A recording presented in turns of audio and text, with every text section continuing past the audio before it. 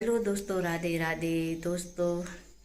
मैं सुमित्रा रावत देहरादून शहर में आपका स्वागत करती हूँ दोस्तों। तो आज की जो है सुबह के बजे हैं 11। सुबह के जो है 11 बजे हैं और मैं अपनी वीडियो की शुरुआत जो है अभी कर रही हूँ।